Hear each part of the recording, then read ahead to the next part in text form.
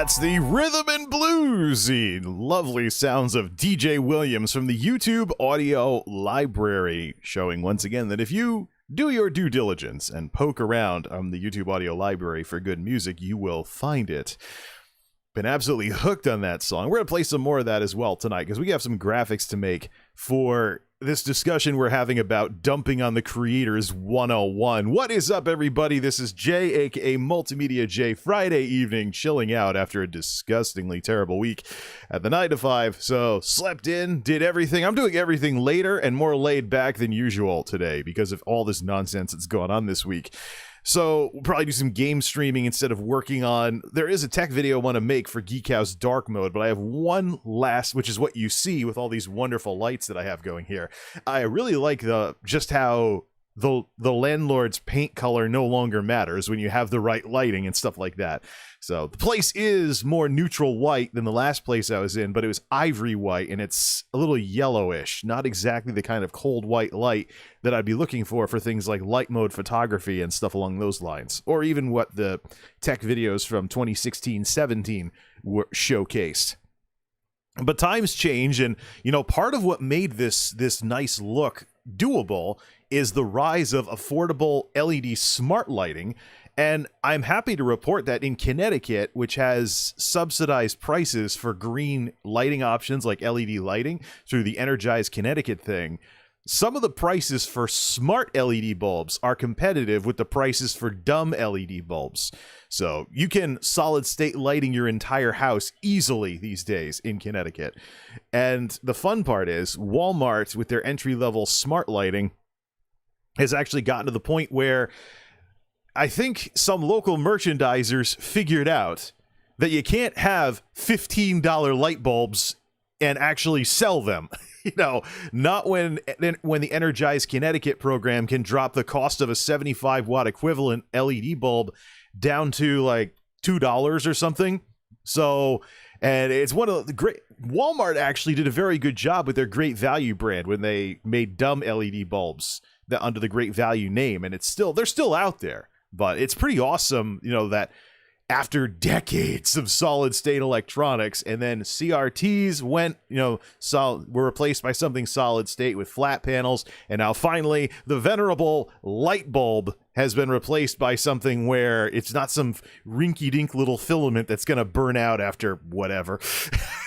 Or if the cat swats the lamp or something and the light bulb's gone, get a new one. But just the march of technology, and this is something to keep in mind, by the way, when it comes to waiting for technology to become price competitive. If I was an early adopter of dumb LED bulbs when they were still like $15 a bulb or something on Amazon, not even in Walmart, if I was an early adopter of LED lighting with that sort of stuff, with those kinds of prices, and now this new technology comes out, it no longer matters that the bulbs will last 10 years. Will they yellow? Will they malfunction? Will they do this? Or will something come out like this that makes me want to swap everything out? So, nice science and technology discussion. Of course, all of what we're talking about tonight is related to technology because we're talking about streaming platforms as our main discussion tonight. But I really had to toss that in. But yeah, want to make a tech video about Geek House Dark Mode, but the purple in this blue-purple Kubuntu Linux-inspired theme, not a streamer aesthetic, mind you. This predates the whole streamer aesthetic by several years. But this blue into purple theme that I have, I'm thinking of actually getting one more smart bulb and putting that in a desk lamp, so that way I don't have to mess with the plant life cycle for the plants that are growing under that purple plant bulb. The plant bulb is supposed to be in the darkness mode right now, but instead I have it turn off from 3 p.m. to 11 p.m. so that way it corresponds roughly to when I'm at work. So, that's always, of course, questionable given the variable hours of the job. But this whole situation, that also applies on weekends too, dumbly enough. And here I am trying to do stuff in the evenings, and as well as days off, whatever days off I schedule, and things like that. Yeah, this is the sort of thing where it's kind of messing with the plants that I'm constantly turning the bulb on prematurely at a time when it's normally off for hours. So I'm thinking of getting some kind of purple light and firing it downward so that way everything is more blue to purple. I tried getting an LED strip for that, but I'll tell you, LED strip lighting is it's more cumbersome than you think. At least with bulbs, you can buy fixtures and put them wherever you want with this kind of stuff. With LED strips, you have to know where they're going in advance. How heavy is the LED strip? Where can you run it? Are you going to be able to see the light? It's almost like you have to, you know, rent to own those things or something, where you want to get it in the house first and see how it's going to work before you drop the money on it. So compared to just using this, and I can change it to regular bulbs with a simple voice command, or just turning them on and off and letting them, if a guest comes over and they don't want all the fancy lighting, we can go back to normal house lighting easily. Yeah, just a simple voice command. Switch to Geek House light mode. There we go. Back to tungsten-ish lighting. Switch to Geek House dark mode. And here we are, back to it actually looking decent around here.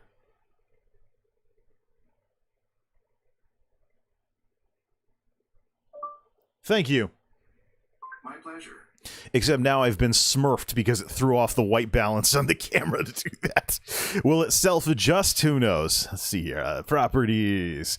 Configure video. Boy, isn't this fun to mess with. Oh, it does have automatic white balance. Okay. I can just turn... Why don't I just go manual? Ooh. What? I already have manual focus on this light. Why don't I just go automatic white balance? Now, if I switch it to this, will it switch back? It's at 49:46 now. Yeah, add some more color to my cheeks. There we go. Right about here or so. Let's do 58:59. That looks... Yeah, put some color back in my cheeks. Or just put it back on automatic mode and let's see if the camera can sort that out. So, yeah. Want to make a tech video about Geek Out, or, well... Wacky World of MultimediaJay about Geek House Dark Mode, what I fundamentally went with for this. But the big thing here... Oh, there's backlight compensation as well. Can we do that? What does that do? Just tinkering with this a bit. How about gain? Can we turn that up? Oh, yeah, there we go. 90s music video time. Can't set it to automatic, though, but there we go. Let's let it not look that stupid. I don't know if this backlight compensation thing really does all that well. How about the gamma? No, let's put that back down. Ah, here we go. Yeah. Let's see. Oh, now I can't get it to 100. Okay, so now we're down at where that camera the last camera was. 101. Yeah, maybe I should just restart the camera. Default. Well, now it just unfocused it down to this. So, oh, we can hit the default button. Yeah, that always helps. Yeah, everything looks good again. So let's just set the focus back. Whoa. Computer-controlled focus, baby. Get nice and sharp. Woo. So you can see all my wrinkles because I'm old. Okay, let's quit playing here. Tonight's main discussion is going to be about platforms dumping on the creators. It's a continuation of Twitch DMCA-mageddon, but not really. Because with this whole thing with Twitch DMCA-mageddon, let's fire up Winamp, get some music playing here. With this whole thing with Twitch DMCA-mageddon, yeah, let's have some background music, because we are going to fire up PowerPoint. We're going to be making some graphics tonight. So Twitch DMCA-mageddon is the gift that keeps on giving. It just won't go away. Not in my Twitter, not on the news, not on the swipe left menu on my phone. None of it. It's not going away. And there's so much talk about it. There's so many commentators out there that are talking about this whole problem with Twitch DMCA. And then there's the people on Twitch that are actually getting strikes. Some are getting bans, and then there's the Devin Nash video that I posted earlier, which is basically it's a sharpening up, so to speak, making it more to the point of the VOD that I linked the other day, where Devin Nash actually illustrated the IT problem that Twitch currently has. Cold ones, gotta have them. So, the IT problem that Twitch currently has with deep linking. That old 1990s internet faux pas. Yeah. Twitch has a problem with deep linking, that old 1990s internet faux pas, where deleted clips and VODs are still accessible if you know what the special custom URL is to get to them. Now, of course, we all know what the problem with that is, but here's the thing. It's really basic IT stuff that Twitch could have firewalled this so it wasn't publicly visible. Why they didn't, I don't know. But this is the sort of thing that gets someone like me to say, you know what, Twitch, you are a sidecar. I will not be using your platform for anything except stuff that I don't want on YouTube for whatever reason. So, or, certain types of game streaming or something, but the net effect of this is that because there's going to be people that just don't know about this. They're going to be dumb about it, and they're going to get surprised by it. But for everybody who knows, for all those smart, talented, best and brightest creators out there, this is going to chill the content that is on Twitch. And that fundamentally means that Twitch's competitiveness will get chilled as well. There is some element of inertia with Twitch, because they're the lone platform out of the big three that focuses on exclusivity deals and things like that. So things like partnership contracts, the affiliate contract, things like that. That will keep Twitch having momentum as a platform. What could be happening right now but isn't because of that, that's basically, you know that meme going around of the guy slapping the tape on the thing of water that's leaking? Those contracts are the tape, and the thing that's leaking is the talent leaving Twitch. You think that with success stories like Valkyrae out there, Pokemon's roommate for Pete's sake, that Twitch streamers who see this crap going on with the platforms and see the kinds of workarounds they're forced into doing because of DMCA and the, quite frankly, inferior technology on Twitch. Do you really think that these creators don't wish they could just go to YouTube? Especially, this is going to become more and more of a thing as more of these creators have their paranoia channels, as I should probably call them. Separate channels for VODs, separate channels for clips, separate channels for highlights, all on YouTube. The de facto YouTubers. This is going to become more of a thing as more content gets sent over by these Twitch streamers. They see the superior technology of YouTube in action. And just what the difference is between strikes only and what YouTube has nowadays. So, there's a lot going on. But underneath all of this is a simple concept that I've used to describe Twitch and I've used to describe YouTube. There's a very simple thing in play here.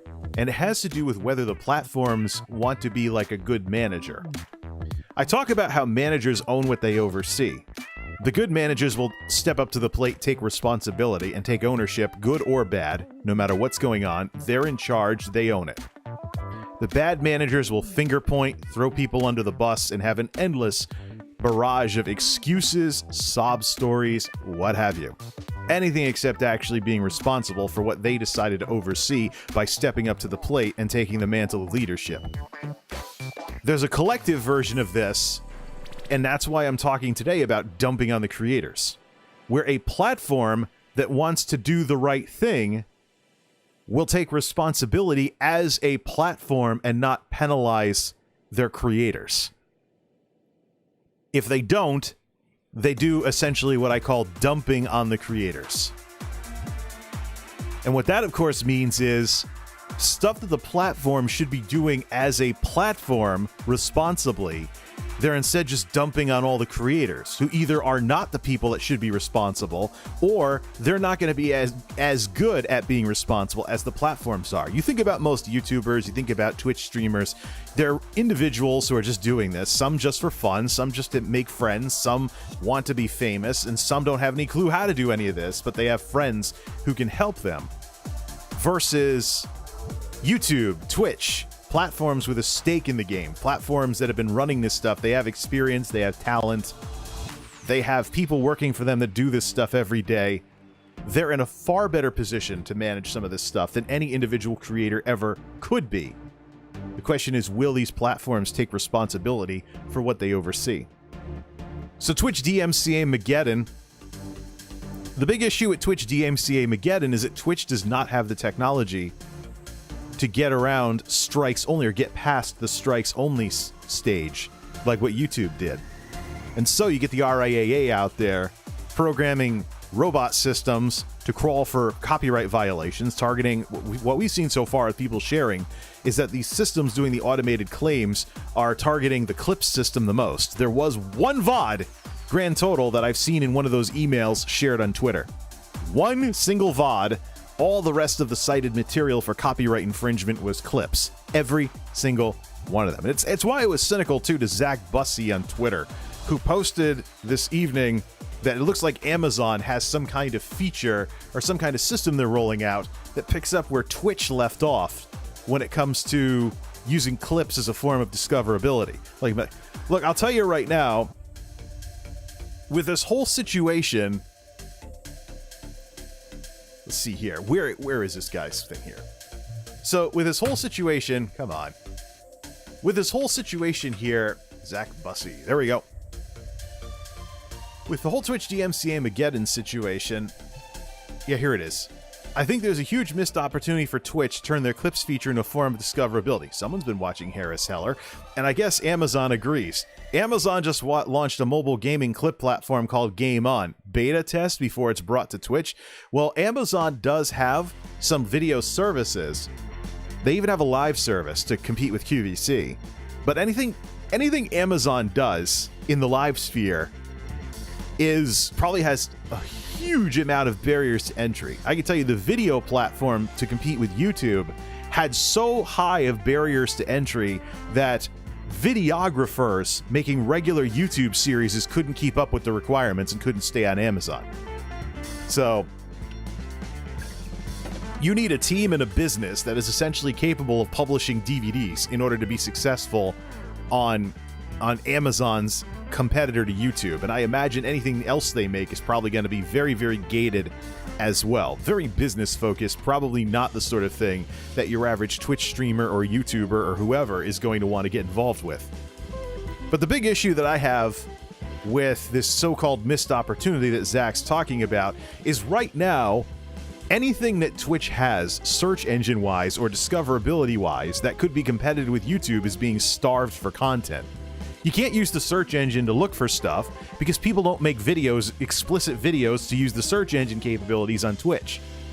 Only affiliates have access to uploads. So I could theoretically upload stuff to Twitch, and maybe that one in a blue moon person who actually searches Twitch for videos instead of just clicking on a streamer could actually find something I made and, come follow me on Twitch and follow me on Twitter and then subscribe on YouTube.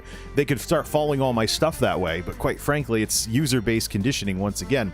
And as a result of that, the search engine capabilities of Twitch are pretty awful. You try and search for something on Twitch that isn't some kind of VOD or something. Use it like YouTube, you will be very disappointed with the results. So it's starved for content. People aren't making stuff on Twitch for that purpose. And at the same time, if you look at the visibility in search results of Twitch uploads and the cutoff point where nobody can browse for your video anymore and they have to know to search for it in order to find it. If you look at something like that, so the user base is not supporting Twitch properly in order for Twitch to be competitive with search engines, and Twitch as a platform is not supporting the user base properly so that the user base can actually make content to make Twitch more competitive with search engines. It's a death spiral, or it's a doom loop, I should say. There is no way out of this unless Twitch fundamentally changes their technology to not essentially erase your uploads after a certain time period. There's no reason for people to create stuff to beef up Twitch as a search engine. And therefore people don't, and therefore Twitch remains far inferior to YouTube when it comes to that sort of thing, because the system is starved for content. Now, you look at this thing that Amazon's making. You know what? Let's see. Let's zoom it in. Get that Trump stuff off the screen. I'm done with anything he's trying to do to get more attention this week. Browser, and let's link it up. Browser, and let's get this linked. I gotta figure out how we can get past all of this crap. Here we go. I think there's a huge missed opportunity for Twitch to turn their clips feature into a form of discoverability, and I guess Amazon agrees. Amazon just launched a mobile gaming clip platform called Game On. Beta test before it's brought to Twitch. Here it is. So what is it? Some kind of clip player or something? Record epic moments in-game, edit and trim, personalize with reactions and commentary, and then what? Share clips? Yep, so you do that, and then share clips to show off skills. Challenge, share, and win. Harris Heller should be flipping out about this. This is something he's been talking about for a long time. Game on. Sharing is as fun as playing. And this also, by the way, is a great reason. It's a great way to illustrate the issue with Twitch. That ongoing issue with Twitch, that they are not in the same position under Amazon as YouTube is under Google. Twitch under Amazon is a subsidiary which, if it causes too much trouble, can be spun off. YouTube under Google is their entry in the video streaming, what have you, world. Google has far more of a compelling interest in their involvement in YouTube than Amazon does with their involvement in Twitch. That is one of the fundamental differences between these platforms. So, it does not surprise me one bit that Amazon is actually doing something that Twitch should already have and creating a separate service for that. Doesn't surprise me at all. It's just corporate structure, the difference between the two companies and their subsidiaries in this case. And so I chime in cynically and I say, which interestingly enough hasn't been responded to yet, but I don't think he's been back on his Twitter yet. He's also a Live at 5 streamer, so he might be doing his show right now. I said, it'll be useless. Twitch streamers are freaking out not keeping clips since clips are so commonly targeted by the RIAA DMCA bots. This system would be starved for content if it came to Twitch, just like Twitch's search engine effectiveness. And true. Everyone's so afraid of clips, and Twitch has robots that'll eliminate your clips if there's even the tiniest chance of copyright infringement. So, I mean, I've seen numerous clips that I've made of streamers, even the streamers that don't care and aren't actually sending everything off to YouTube. I've been seeing clips disappear. I pretty much can't use the clips feature anymore. Nearly every streamer that I pay attention to has either clips turned off or the clips keep disappearing. Whether it's Twitch making them disappear, or they delete them, or something along those lines. Plus, the clip system has a deterrent to people using it, in that a streamer can mute or ban you directly from your clip. So these people out there that are, like, I think it was Quarter Jade that said earlier, she said, "Oh, you people that are doing clips every time I bend over or something, you're perverts, blah, blah, blah." And I'm like, why is she making a big deal out of this? Because she can ban people directly if they make a malicious clip. It's right in the clips manager on Twitch. So, huge missed opportunity, huh? But that's what, when we getting back to the whole thing with DMCA Mageddon and dumping on the creators. The RIAA and these rights holder organizations have these systems that are going to crawl and insta DMCA stuff that violates their copyrights, supposedly.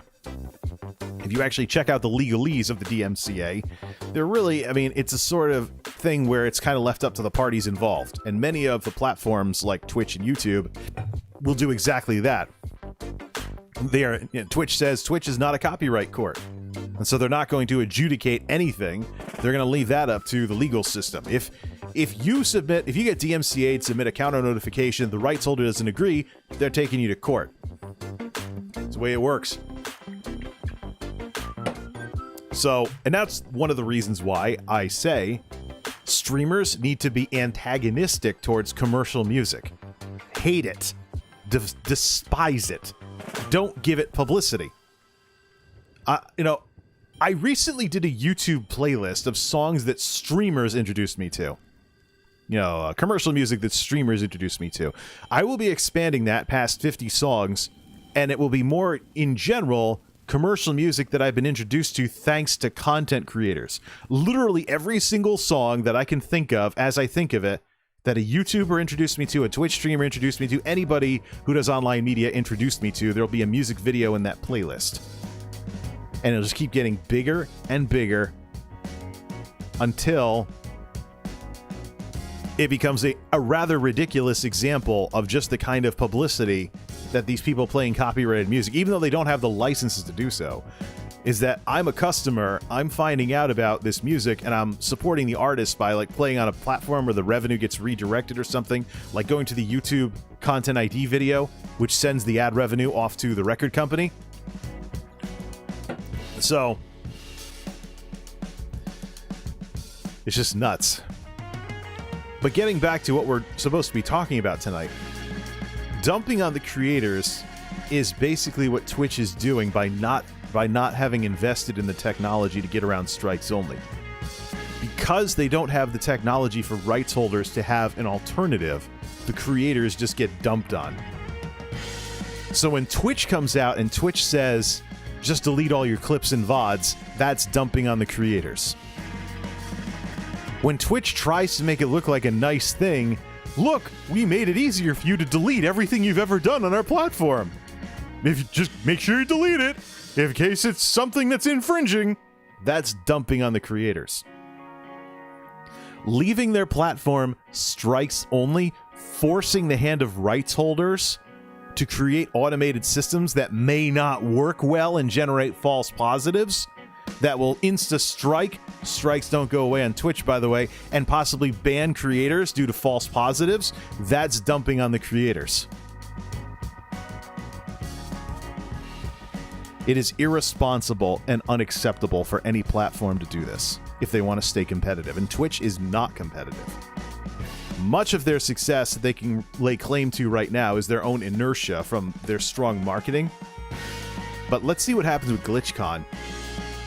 See if this isn't like BlizzCon 2019, where the shadow of the Blitzchung incident hung over the entire convention. I don't think Twitch can peacock their way out of this. So, when I see Amazon creating something where Clip and, a competing service to Twitch, which is something that Twitch doesn't even have and doesn't make very good use of, if you ever tried to, if there is a creator you're following,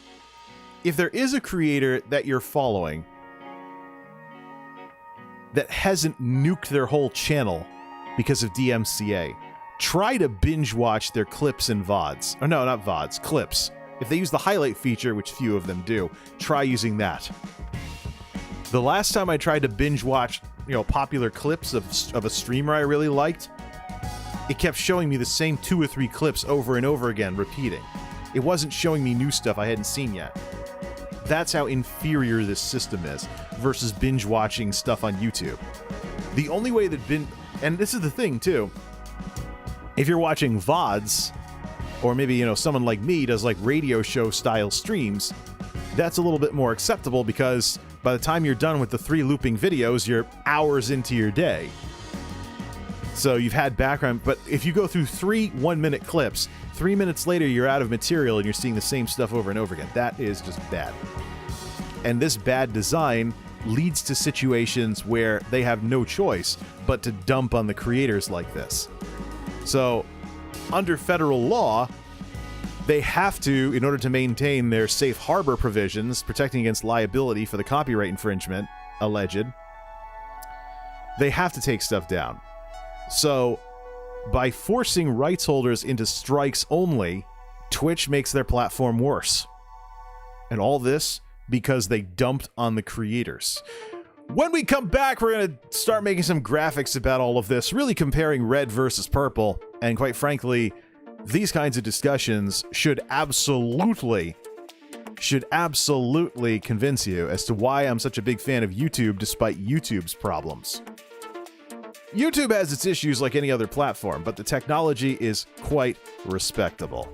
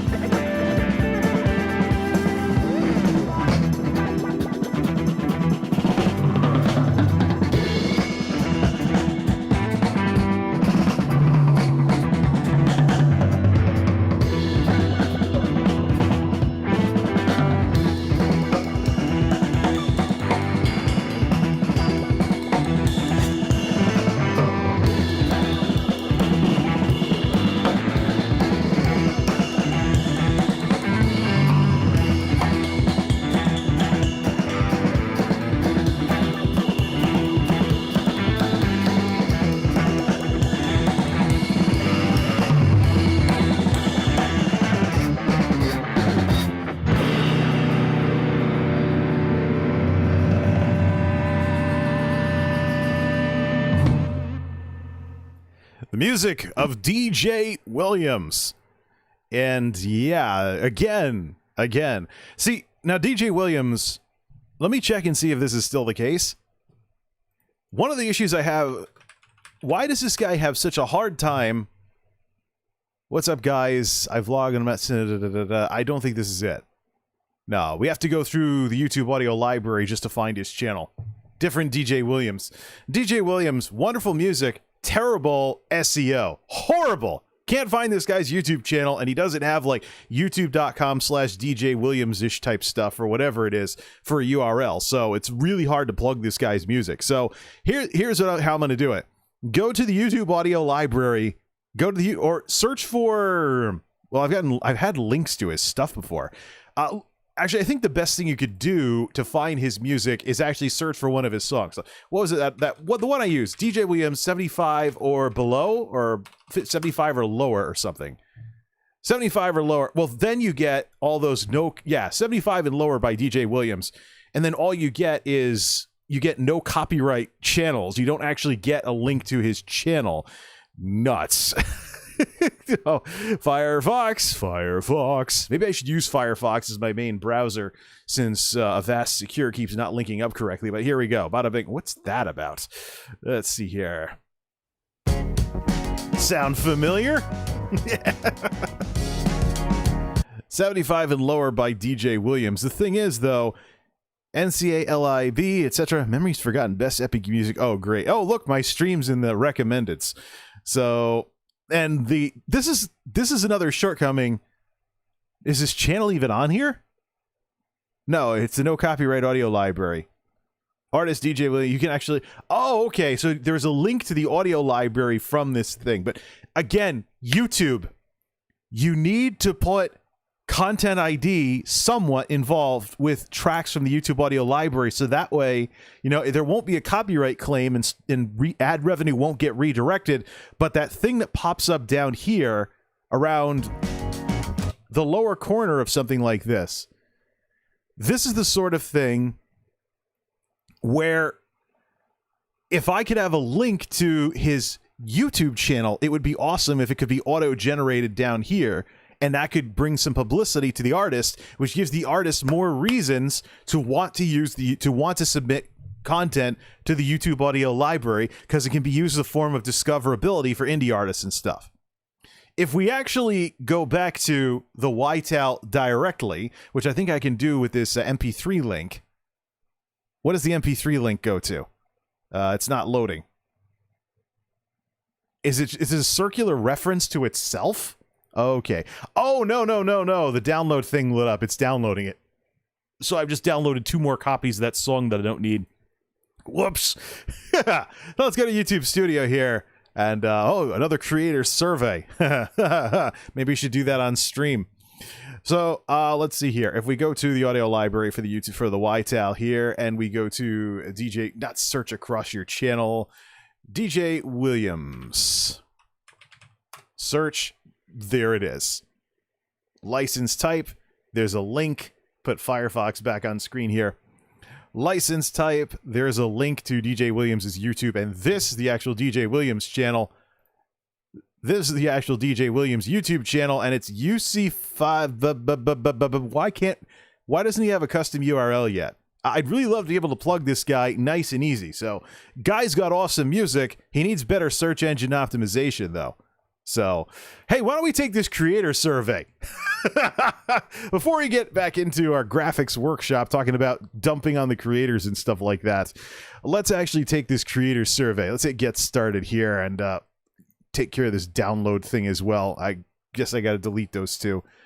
Clear downloads. There we go. And we'll just delete those later. All right, ready? Oh, let's just for the heck of it, let's get some music going as well. And let's take this YouTube creator survey before we get back to this other stuff here. Let's go English.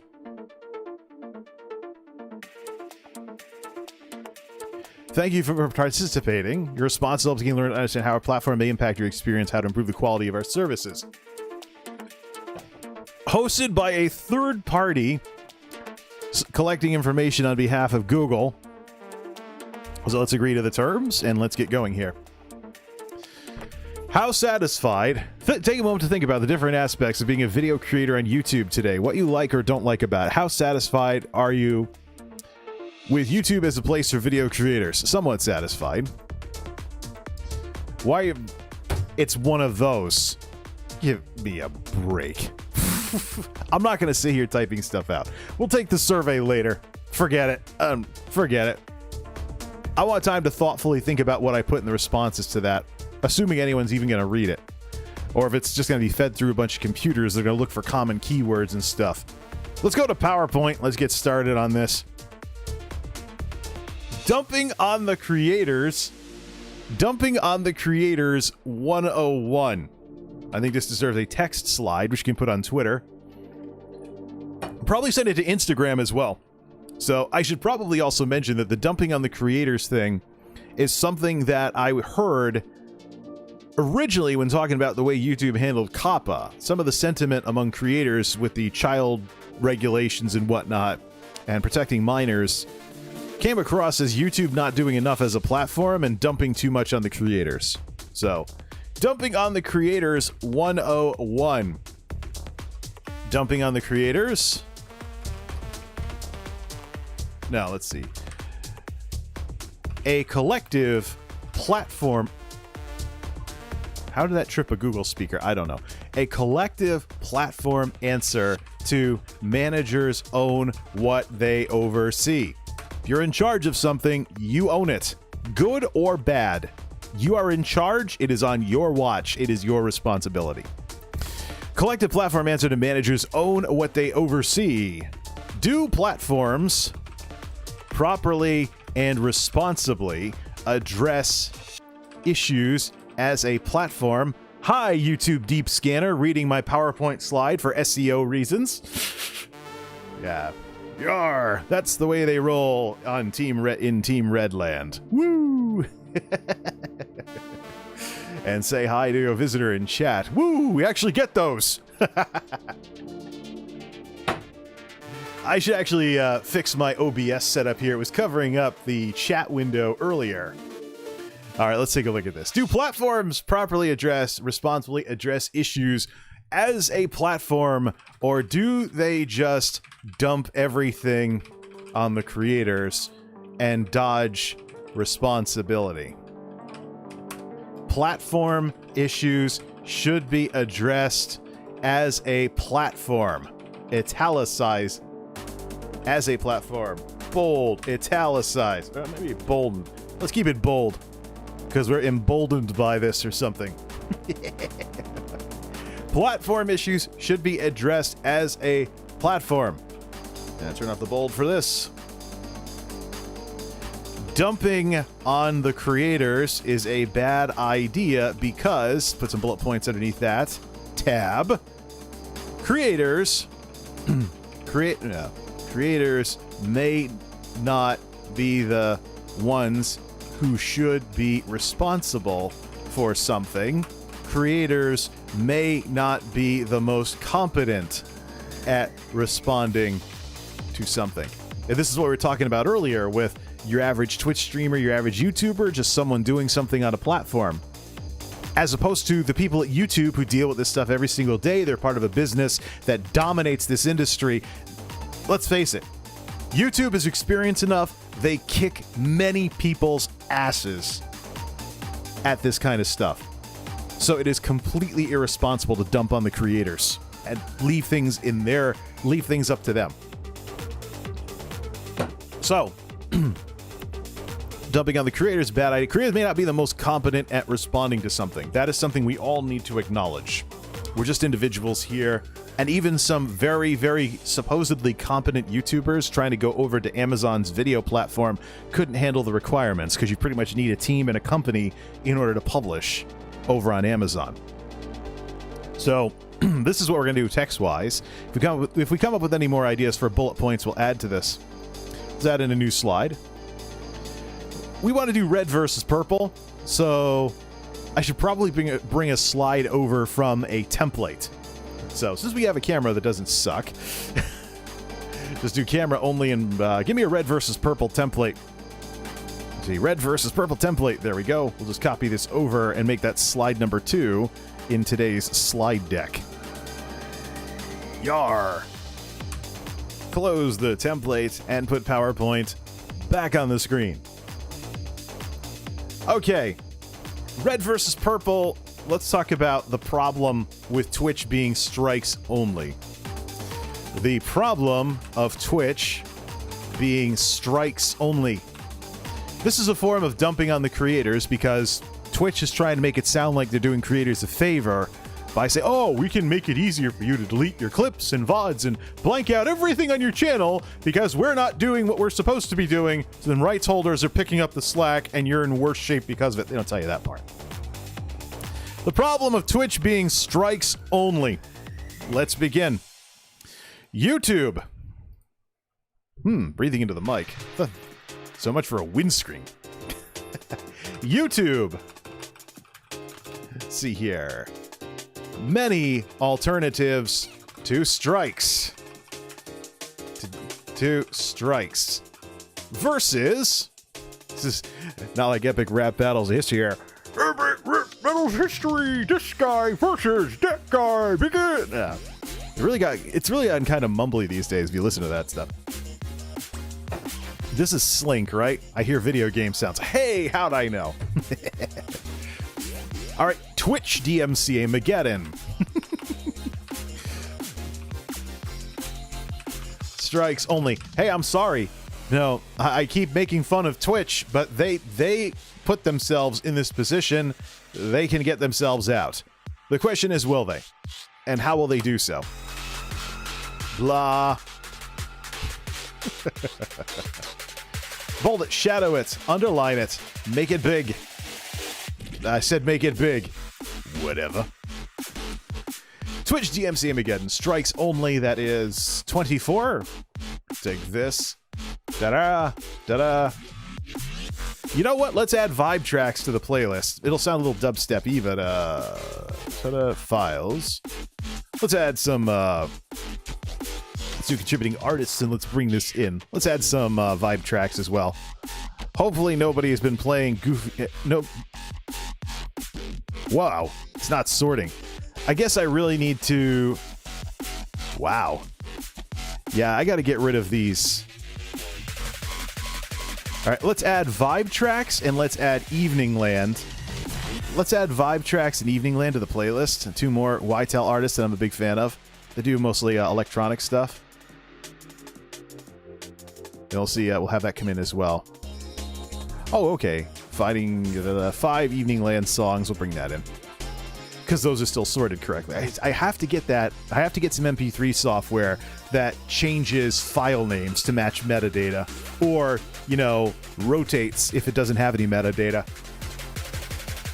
But one of the fundamental problems with YouTube's audio library right now is the naming convention on the files. Many alternatives to strikes. Okay. So let's go back to this. FG.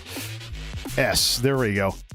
The size 16 was the size before then. So turn off the fancy crap and take it back down to size 16. All right. So, put a space. YouTube, many alternatives to strikes. Rights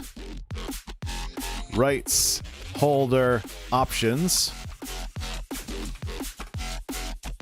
Left align.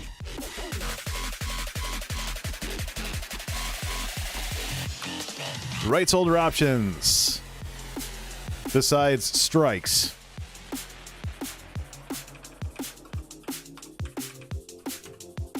Mute, block, monetize, and track. It is sad that this has been a thing long enough that I have this memorized. We should number that. Instead of using bullet points, change it to numbers. And let's do left align and see if we can bring those over a bit. There we go.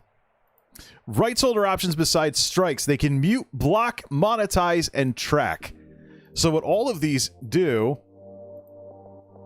And now we go back to bullet points. Space. All of these offer alternatives to strikes all the time, including a way to recover revenue from the lack of licensing payments, from the lack of licensing agreements via ad revenue redirection. Now, let's compare that to Twitch. Twitch DMC Mageddon strikes only. Now let's compare that to Twitch. Rights. No. We'll drive the point home even more harshly if we do this on stream. No. No.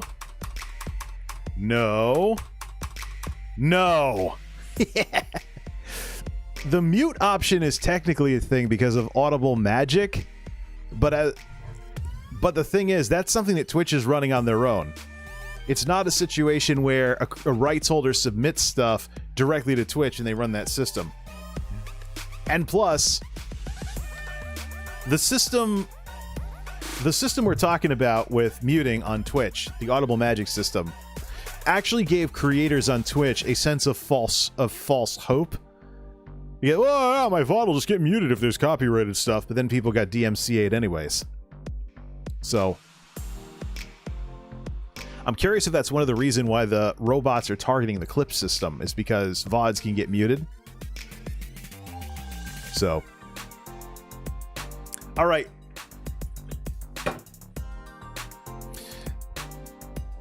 Zero. There are none.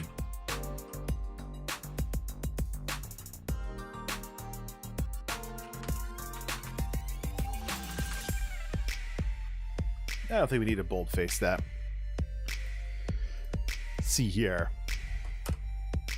Get back to normal bullet points and left align. The VOD muting system was only partially effective and gave streamers false hope when playing commercial music. I'm not even going to say copyrighted music. The VOD muting system was only partially effective and gave streamers false hope when playing commercial music. Creators have shared on Twitter when a VOD gave them a copyright strike. So if Audible Magic was the answer with all this, I guess we can add DMCA Mageddon to the dictionary now, can't we? Spell check. So there was an example where we saw a creator getting copyright strike for a VOD. And so as a result of this, let's just make sure this is working correctly. Good. So when that creator got the strike on Twitch for a VOD, that was a VOD where the audio muting system did not take care of their copyright problems in advance. So again, false hope. So the VOD muting system was only partially effective and gave streamers false hope when playing commercial music. Creators have shared on Twitter when a VOD gave them a copyright strike, despite the muting system. Next. Without any other options, rights holders have deployed. Rights holders deploy their own systems to auto DMCA, creating the risk of false positives. However, because the false positives are under DMCA and not internal to the platform, Twitch must follow DMCA and issue a strike to maintain safe harbor. And this is why I'm saying that this is dumping on the creators. They don't have any alternatives, so the rights holder organizations like the RIAA whose business is making more money for their clients by protecting intellectual property rights are using the tools they have available. Strikes. If there was anything else, it would be better for the business goodwill, especially if there's money involved, for them to pursue those. Which means we should add a bullet point to the YouTube side of all of this. Because Content ID is internal to YouTube and a viable alternative to strikes only, false positives can be resolved at the platform level without DMCA being involved. This is why the majority of the time I guess we should bold this. Or we should italicize this. Bold just doesn't stick out enough. So, this is the problem that we have here.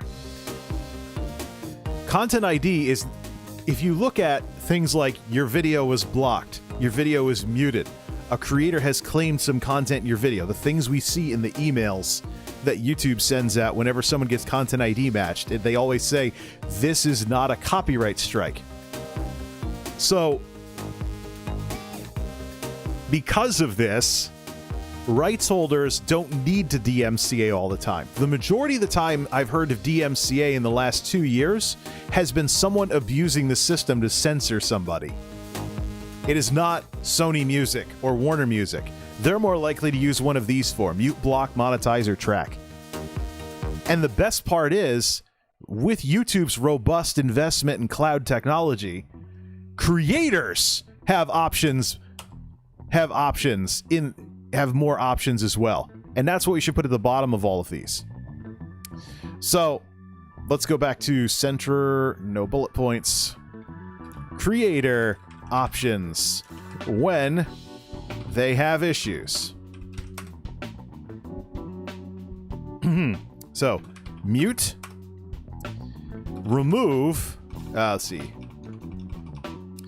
mute the audio, degrade the audio, degrade the bit rate, which is we experimented with that false positive I got from that YTAL track earlier. Degrade the bit rate with the music removal tool, which can remove the claim if it doesn't match anymore. So your sound gets crappy for a while, but people can still make out what you're saying. And it just, the rest of the audio sounds like a very low grade MP3. But yeah, career options, they have issues. Mute the audio and degrade the bitrate with the music removal tool. Or, this is the big one for me because I had a copyright issue in my last stream. Edit out the problem with the cloud editor. Which, by the way, YouTube's cloud editor is a lot more precise than Twitch. I think it was a mistake. I should probably go edit some of the... I can't do that, though, if the last half second was cut off, but I had lots of problems with the radio style show over the summer. I'd send over highlights from Twitch, and they'd be missing, like, the first half second or the last half second, and I'd get cut off, or I'd say an extra syllable or something like that. Let's see here. Let's just format paint this in. Edit out the problem with the cloud editor. So last time I got stuck in bank mode on a vast secure browser and I was locked out of everything on all my screens.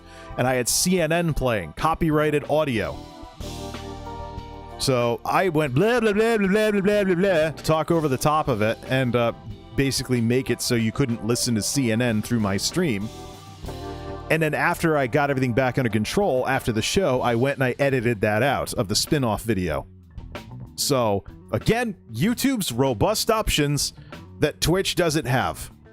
Now, same as last time, and we should probably put another space in here because these have to be roughly the same spot in each one of these. Let's go over to this one. This. Creator options when they have issues on Twitch. Delete your stuff.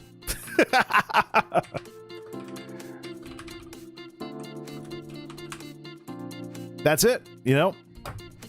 Delete the VOD, delete the clips, delete this. Hey, and we're doing you a favor. We're going to make it easier to wipe out everything you've ever done and make it so your channel is completely empty because you're worrying about getting strikes that never expire. Aren't we so amazing? Come on, Twitch. How stupid do you people think we are?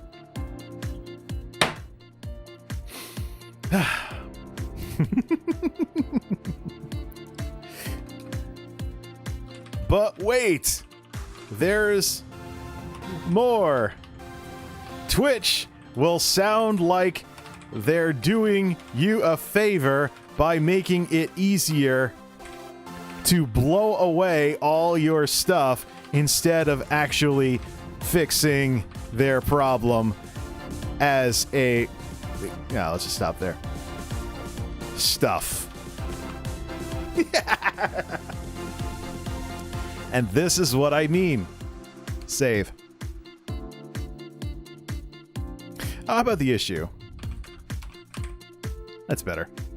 Takes up less space, doesn't go over the edge of the shape. There you go. Creator option, they have issues. Mute the audio, degrade the bitrate of the music removal tool, edit out the problem with the cloud editor. Let's add one more bullet point. YouTube's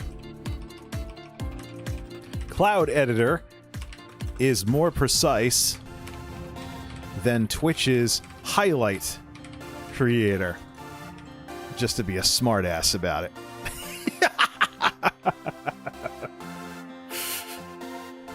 Hey, if emojis show up, why am I typing them out? Let's just do this. There we go. Last time I did this, the emoji converted to monochrome. So why not? Put them in here. Let's go up here too. Why is this flickering so much? Delete, delete. Oh, okay. Undo. Delete.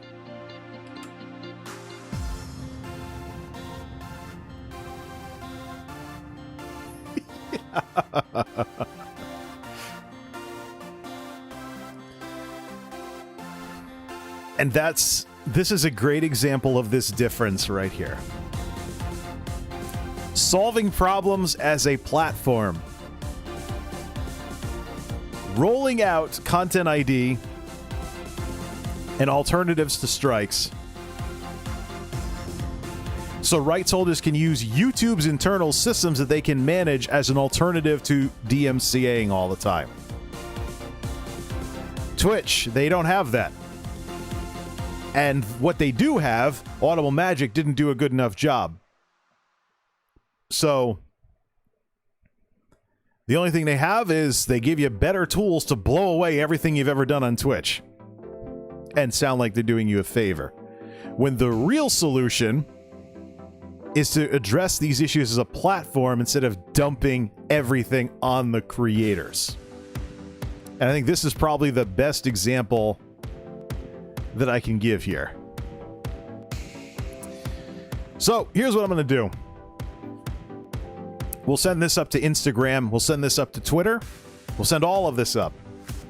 Get some of that done. Maybe listen to how all this new music is blending together with my stream.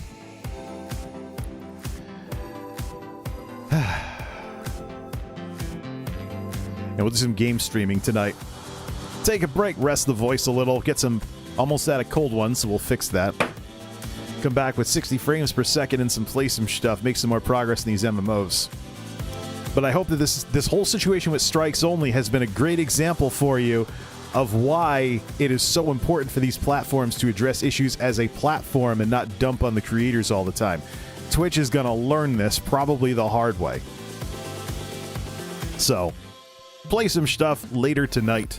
Social medias, youtube.com/MultimediaJay, twitter.com/MultimediaJay, twitch.tv/MultimediaJay, multimediajay.wordpress.com, and Instagram, MultimediaJayTV on Instagram.